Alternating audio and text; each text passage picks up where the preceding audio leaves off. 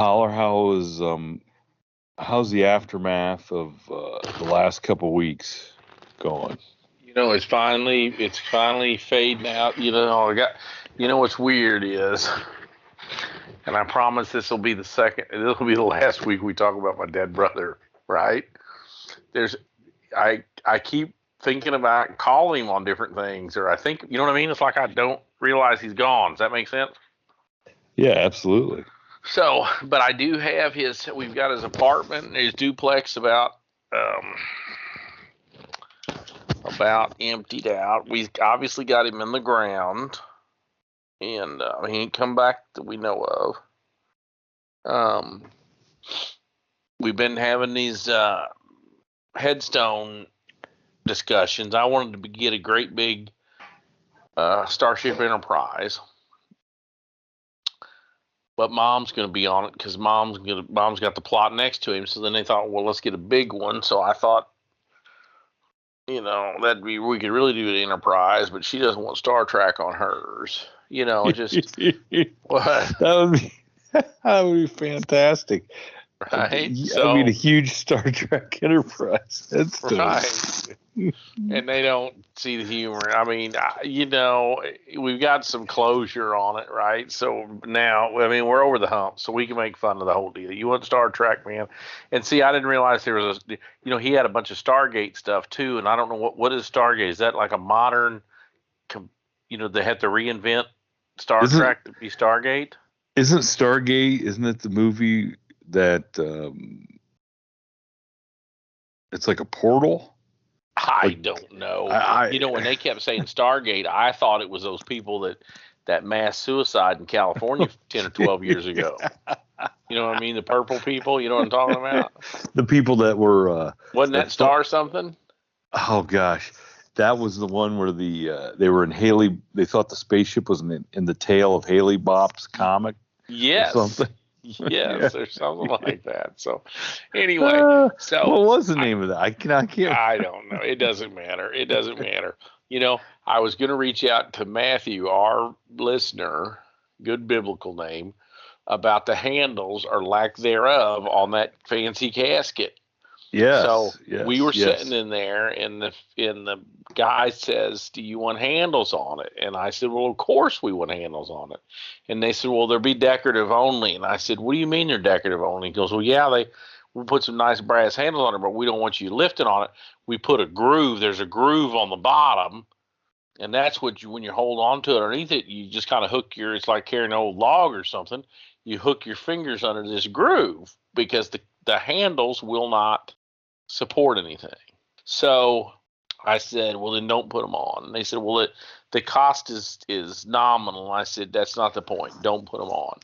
Because one of these pallbearers, and I think I told you maybe offline, it was me and my next brother down, and then behind my brother was to my right. Immediately behind him was my other brother. I was on the left. Immediately behind me was my 18, soon to be 19-year-old son, Mr. Naval Intelligence. And behind him was my baby brother, second to the baby brother, who's an engineer. And I said, between Naval Intelligence and engineer, somebody will grab the handles and pull the side out of this damn thing.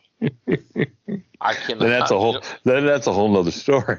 Yeah, I mean, that, you know what I mean? So, and we'll never get out of this thing.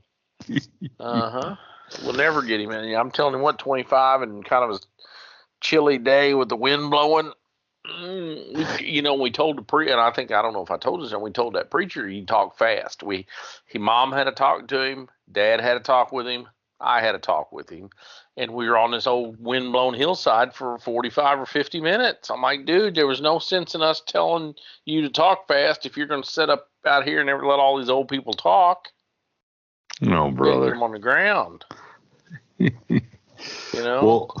Well, so not to change the subject entirely, but since we're talking about funerals, I got a call today. Okay. Yeah. And Christy called me and she goes, "Hey," she goes, Izzy's this young fellow, who wants to come courting. Come on. How old are they? She's 15. He's got to be 16. I mean, he's old enough to drive, this kid. Okay. And so, I mean, I guess they're not boyfriend or girlfriend, although, as much as she's protesting the fact that he's not her boyfriend, it makes me think that maybe she wants him to be her boyfriend. I don't know. I don't want to embarrass her too bad. But either way, she's the fourth one. She's the fourth daughter. So the error of my ways is that I always threatened my two middle daughters that I was going to just go ahead and kill one of the guys that came around and kind of hang him at the end of the driveway. Make an example out of him. Yeah, sure. make an example out of him. I can totally dig it. Uh-huh. Yeah, like they used to do with the pirates, Yeah. So Christy's like, he's coming to pick her up. And I said, man, I hope I'm home from work because I'm going to have a talk with him. And she just kind of chuckled. And I'm like, no, I'm going to have a talk with him. I said, we're going to set the record straight. So on my way home, I worked late and he had already picked her up. So I said, and she told me, she goes, you missed him. And I go, I'm going to still make the phone call. So I call his and I said, hey, put me on speakerphone. And so this guy, he's like, hello. And I said, hey, I just want you to know that I expect her to come home safe and sound and, not a hair messed up on her head. And he goes, well, yes. And I said, listen, because he got kicked by a horse at the fair. Who got kicked by the horse? The boy? So last summer at the fair, he was at our fair. If you win showmanship in your particular class, then you go to a thing called Showman a Showman, where you got to show animals from all the other classes. You don't get to show your. So I'm with you. So Izzy was, because she won horsemanship, and so she was going for horses, and so she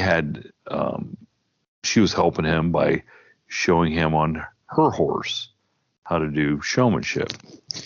And because he won in steers or dairy cattle or whatever it was, you don't handle horses and steers quite the same way. And so the horse did something, and he tried to yank on the halter like you would a steer, and it ended up kicking him in the head and about knocking him silly. I like it. And so he's out there for showman. He's got this big knot on the side of his head, look like he's growing an antler. So anyway, I reminded him of that kick by the horse, and I said, well, I just want to let you know that kick by the horse will be hurt about half as bad as what I'll do to you if she doesn't come home, safe and sound. And he's like, oh, I'll drive careful. And I said, yes, because I'd hate for a man so young to have to limp for the rest of his life. And he's like, I understand. I'm looking forward to seeing you guys when you get home.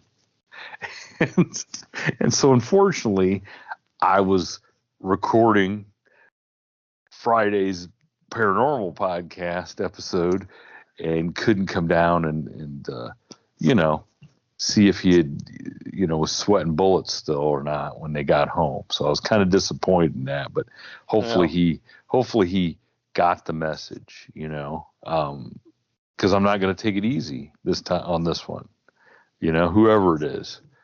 So if a potential suitor for Izzy's listening, it ain't going to be easy this time. This isn't the typical where the last one going through gets away with everything. I think it's going to be worse on her. She ain't getting away with nothing. I don't know how I'd feel about mine going out with a fair kid, an animal raising fair kid. Why is it? Hey, I think bad half of those fairs, huh? I think part of the date was they went to feed the the cows. Yeah, that's exactly. And I've been on some of those when I was younger, and yeah, I don't know how I'd feel about that. You know what I'm saying? Are you saying that you? I mean, we've heard the tractor getting stuck in the river story, and some of those stories from you. But are you saying that you can't trust a farmer's daughter? Or the kind of people that go out with one is what I'm saying. Okay. You know what I'm saying? I don't know how else to say it. I'm kind of choosing my words here, but yeah, I mean, especially somebody that's a showman of the showman. I mean, he might be a flashy guy, huh? He's not very flashy. I don't think. I mean, he seems like a good kid, but Still water runs deep. He's probably a closer. He doesn't need to be flashy. Oh, geez, come right? on. I'm not sure this is making me feel any better about this. I'm just replaying it because my daughter's about to be 15 upstairs, and I can only imagine some of these hay rakes around me coming around. Of course, now my son started by saying that girl up the street give him something for his birthday 2 days ago, and you know what it was? What was that? Hand-tied crappie jigs, and we're going to try them out. I told him, you know what, buddy, we're going to try them out Sunday if it warms up a little bit. So he had a girl give him fishing lures. Yeah, hand-tied crappie jigs, not just fishing lures, man. Come on, hand-tied crappie jigs. So then I guess she took them from her brother or something. So I think there's a backstory, but. I mean, nothing says love by hand-tied crappie jigs. That's right. She's trying to hook him. That's what she's trying to catch him. She's trying to catch the lunker. That's what I told him. I said, if she thinks she's got a lunker, she better have some tight line if she's going to keep you around. I guarantee it now. I tell you, we've run the gamut already. We went from brother's casket to crappie jigs in 12 minutes and 30 seconds. I was worried about what I was going to talk about. I mean, I don't even know. We're in a snowstorm. Is it going to hit you in a day or two? It's coming. It's coming tomorrow. Ice. It was icy and snowy, and kids are out of school again for the third. This is the third Thursday in a row that they're going to be out of school. I think I speak for probably most of the country. Like, let's get over this winter, over the snow. I mean, we get rid of the snow around here, and then it comes right back. I'm tired of it. When I lived in Minnesota, the kids never missed school. They missed more school the first year in Missouri than they did the previous 7 in Minnesota, because those kids just have to go to school in it. You know what I mean? There's so much. You get 90 inches of snow or whatever for the year, but they're just going to school. But you come down here and they're calling it off the day before because it's supposed to snow. I think about that when I think about like the mailman of Buffalo, and you see those guys walking, by 6-foot snow drifts that are there all year long. I'm thinking, my God, I would have retired 10 years ago. I think I might have told this story a long time ago. Did I ever tell you about the guy that threatened to rip his own eyeballs out? I do not recall a story about a guy. I was talking to a dude yesterday, and I told this story, and I don't know what made me think about it just now, but I thought, because it was in the snow, I'm going to retell it, okay? No. And I was telling how I framed it up with the guy I was telling it to yesterday. I said the first guy I ever met that had been on, meth or whatever, because you always heard these, when you get in the cop and you always hear the story, oh yeah, when in the 76, we had the people with angel dust, and we had people this, and we had people, you hear all this bullshit. And I'm telling you right now, I think there's more dope out there today than there ever was back then. But who am I to steal their good story? So me and a guy named Ronnie was working a big truck accident, as I've said before. Ag's big here as it is where you're at, and if the product and the truck and the driver all belong in the same household, kids are exempt from CDL. So this kid wiped out a big old 18-wheeler load of beans and 2-lane blacktop, the truck cab of the tractor's on one side of the road. The trailer goes all the way across. And there's about 80,000 pounds of beans in the road. Oh boy. And what they do is they bring this big thing called a grain vac up there, and they try to vacuum it all up. You know what I'm talking about? Yeah. And so anyway, since the road's completely blocked, my cop car's on one side. I'm sitting in the other guy's cop car, and we heard them it was snowy, but the roads were already cleared. So it was like snowy 2 days ago, so the roads are cleared today, but the ditches and driveways and stuff still all got a bunch of snow.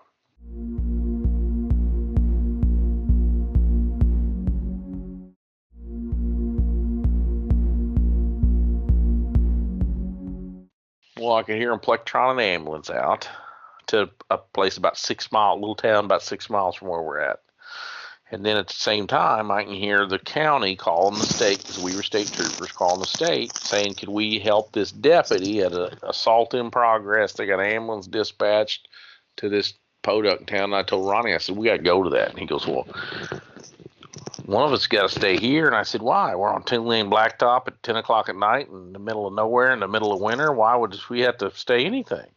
What about your car? So I hollered at, there were some farmers, some first responders, and some tow truck people there, all of them reputable citizens. So I told this one, the tow truck guys, I said, hey, my cop car's on the other side running. The keys are in it. If you guys get done before I get back, somebody take my car to the fire station. So somebody else is just going to drive your car to the fire station? Yeah, it's a cop car. I mean, it ain't my car. It's the state's car. I mean, what the hell? There ain't no one reason to get uptight about it, is there? See, now you're thinking like Ronnie and the rest of these cops. Okay, it's not an extension of me. I knew guys that wrecked them, and they go down the station and get another one the next day. I mean, it's not my car. It's the state's car. It's the people's car. And I'm there doing the people's work. And somebody 6 miles from there needed both of us. Right? Yeah. I mean, it's just sitting on the other side with the lights on. I walk around this wreck, and I'm sitting there with Ronnie's car because I'm bored. So, anyway, we go up to this little bitty podunk town, and the ambulance, I don't think the ambulance was quite there yet. There's a deputy rolling up the same time we're rolling up. There's a pretty decent late model Mercury Marquis, I think is what it was, high centered out in the ditch. Or he'd tried to back out of the driveway, but he got loose in the snow and got stuck. And we go in there, and I don't remember now how they were in their 70s, 74, 76, or 76 to 78. There was 70-some-year-old, upper 70-year-old dad beat to a pulp, and a 70-some-year-old mom just smacked around in it with a black eye, bleeding a little bit. And what happened is dopehead son came and wanted to borrow the car. And Dad got to riding him about being a loser and being 40 years old without a car, so he started beating up his dad.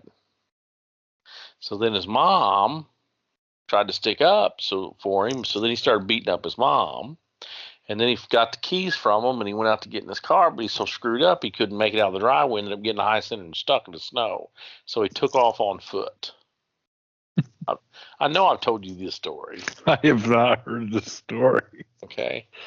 So I'm probably going to erode my audience's confidence in my performance here in a minute. But what happened was we could see in the snow, we could track him. You know what I mean? We could see exactly where he went. Well, exactly. So, yeah, I get you. Yeah, so me and his deputy, old time Barney Fife kind of guy, skinny, lanky, just Barney Fife. Me and Barney Fife are on foot, and Ronnie's driving down the street, and we get up this two-story house like you probably deliver mail to, front porch, 2 front doors kind of deal, and I could see a dude looking out the window at us. But then when we shine our light up there, he lets the curtain go. You know what I mean? So we beat on the door and beat on the door and beat on the door and beat on the door, and he doesn't come. Even though we can see the tracks go right there. So Missouri's got something called a fresh pursuit policy. Meaning if you're in a fresh pursuit. But I went around back in the back and had an old add on lean-to back porch full of firewood with a little path going to the back door, right? Yeah. So we go to the back door, and the back door's part way open. It's an open door. Knocking on the door, nobody's coming. Hollering at the door, nobody's coming. So then we go, okay, so did this guy belong in this house, or did he just pick a house to break into after he fled that crime? Does that make sense? Oh, yeah. Yeah, I got you. So I go ahead and help myself into the back door of this house. It's open, and they got a big old, in the kitchen, they got a big old like timberline wood stove going like the hubs of Hades there. It's so hot. And each room that comes off of this thing has a different article of obstruction. Some of them have plastic, and one of them has a quilt. You know how they put plastic to keep the heat in? You know what I'm talking about? Oh, yeah, the good old days. Yeah, and he had a clothesline going across. I'll never forget. He had a clothesline going across this kitchen, and hanging right above the wood stove was a T-shirt with a rebel flag, and it said. And it was kind of a knockoff. It said Tommy Hillbilly. It was a Tommy Hilfiger knockoff, but it was called Tommy Hillbilly. So I moved this blanket away. There was a like an old quilt hanging up to go in between the kitchen and living room, and it had a knife in one corner and a screwdriver in the other. Like they didn't have any staples or anything else. They had a screwdriver in one corner and a knife in the other. And I walk in there, and there's a dude passed out on the couch. Okay, he's acting like he's asleep, and that's not, of course I'm got the deputy trailing me, who knows this near do well criminal. And I said, "This him? Nope, that ain't him." So I'm shaking this guy. Hey, you wake? Oh, and he's acting dumb. Oh, what's going on, officer? No, I've been sitting here sleeping all night. Nobody's come in here that I know of. No. So it's like, dude, you just look out the window. No. Well, nobody's in the house with you? No, sir. I said, well, we got these tracks coming from that scene right here. Well, no, I mean, if he's here, it's a surprise to me. Oh, so you don't mind if we look? No, help yourself. Well, in the living room, the living room to the side of it, the old houses had two front doors, so they got like two living rooms. And we're on the right living room looking out. The left living room has it, and it's got plastic all the way around to this door going in there and duct tape to keep the heat in there. And I could tell by one corner that somebody has pulled that up and put it back down. You know what I mean? Yeah. So me, Deputy Ronnie, I pull that plastic off. We go in there, and it's an empty room. Ain't nothing in it. Plastic over all the windows, taped down. There's a closet. I open this closet door. And, of course, I got a big mag light in my hand. And the closet's empty other than a giant pile of rubbish. Like 5 clothes hampers and everything known to man in a big pile. And as I go to turn, I realize something catches my eye, and I put my toe there, and I realize this dude has crawled underneath all of this stuff. Right? So I push down on my toe on his foot leg, and I'm pushing down, calling him by his name, whatever his name is, Kurt, I think is what it was, but it doesn't matter. Come out of there, and he's not. So finally I got a hand on. Now remember, I got 70-year-old people getting put in ambulances from this guy, right? He's a tough guy. So I'm going to introduce him to tough guy here. So I start kicking that pile of rubbish. I got a hand on each side of the inside of the door frame, and about the third or fourth time I pulled back and kicked as hard as I could, he said, "Okay, I'm coming out." So we backed up, and he come out, and he was a little Captain Caveman looking dude, 5'8" or 5'7", 5'8", I don't know, normal size dude, I guess, 175 pounds. And then instantly he sprang up and he hooked his thumbs on each side of his eyes with his fingers up in the air like he was making a 8-point buck sign or something, but he's got his thumbs in his eyes, and he goes, "Take another step and I'm going to rip my eyes out."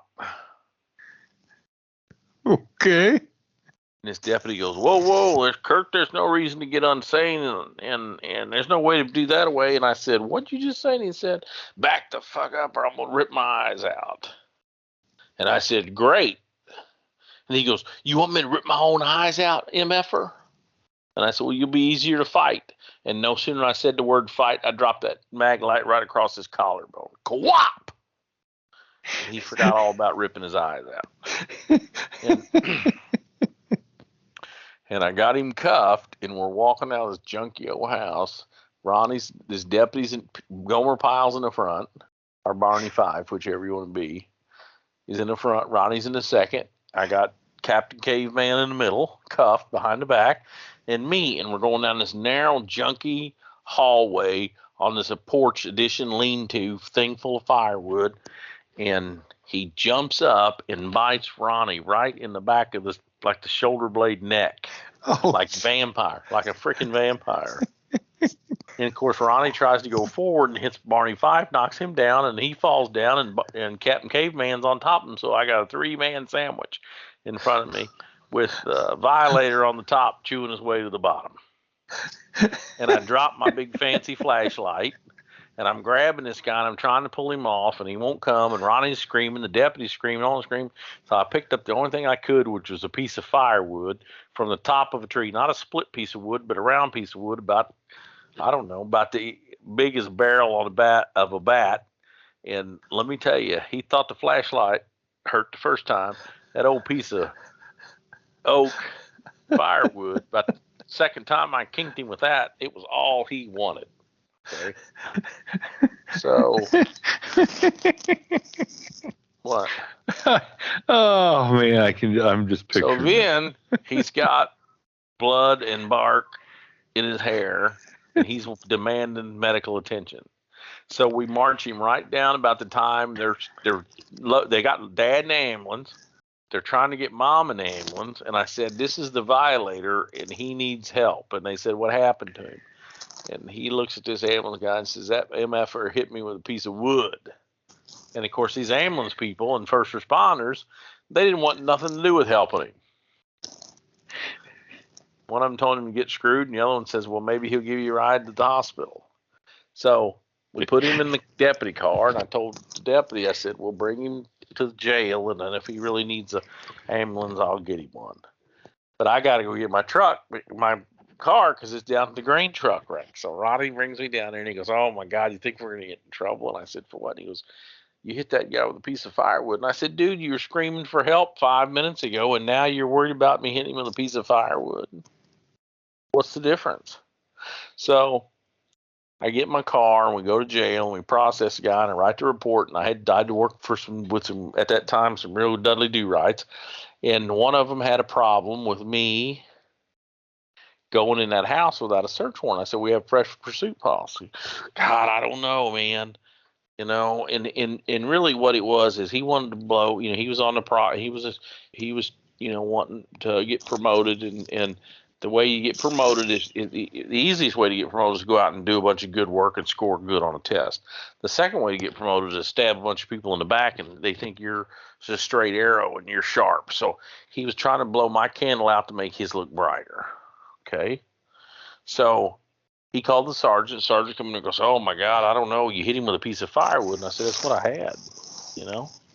Yeah, but you could have done this. You could have, would have, should have. You know what I mean? Armchair quarterbacking me. And I said, well, I guarantee you, growing up, I was more proficient with a piece of firewood than I ever was this mace or this little collapsible, because they took our PR-24s away after Rodney King, and they give us some little, you know, it's like a little Chinese whistle that comes out. You know what I'm talking about? It accordions out. You know what I mean? Yeah, it's yeah. called Okay. ASP. It's a collapsible baton. But yeah, oh yeah. I got I'll tell another collapsible baton story next week. But for this episode, I didn't get the collapsible baton. I lost my flashlight, and I used a piece of firewood. So fast forward, nothing happens. Right? I didn't get in no trouble. He gets charged. Of course, I had a hard-ass prosecutor. I mean, you can't beat up a 75-year-old World War II veteran daddy and your mom when you're on probation or parole, I don't remember which, high on dope, run from the cops, and not expect to get knocked upside the head. That was the consensus in the 90s, right? That's just the way it was in the 90s. I say that's probably the good consensus.